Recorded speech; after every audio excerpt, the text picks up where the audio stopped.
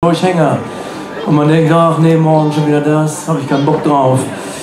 Ich denke mal, wenn man sich helfen lässt von seinen guten Freunden und wenn man selber auch den Entschluss fasst, ich will da wieder raus, dann klappt das auch, dann haben wir wieder Licht am Ende des Tunnels und dann haben wir das Gefühl, dass man wieder lebt, dass man noch lebt.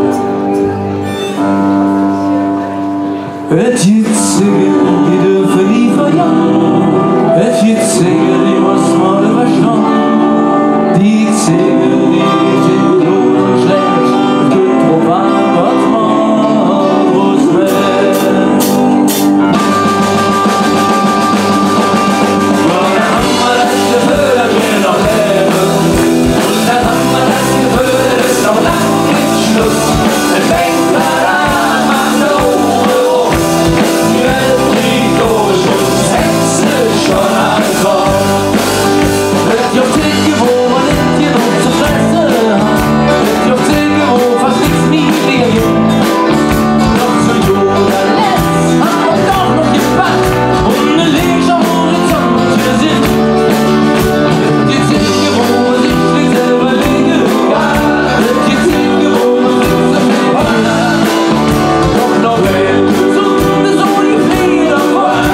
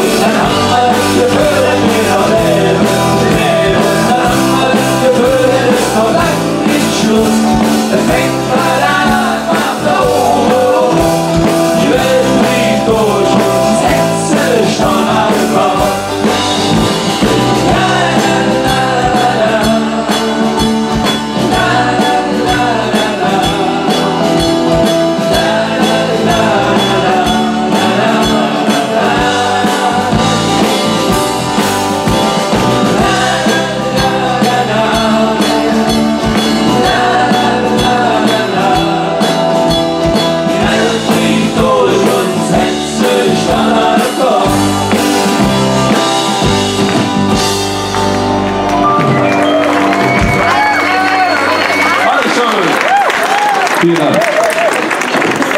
So, jetzt haben wir natürlich